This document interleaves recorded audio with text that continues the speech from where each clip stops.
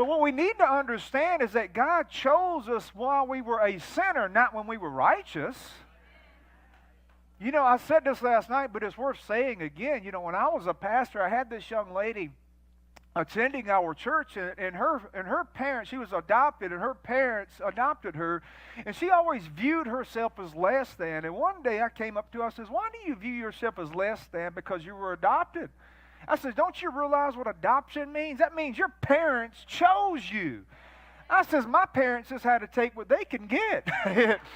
They didn't choose me. I says, "But your parents actually chose you." I said, "That's exactly what it means to be adopted in God's kingdom, is that God looked at your life, the entirety of your life. He knew every mistake you would ever make. He knew every failure you would ever have. He knew every sin you would ever commit, and He still chose you to be in relationship with Him."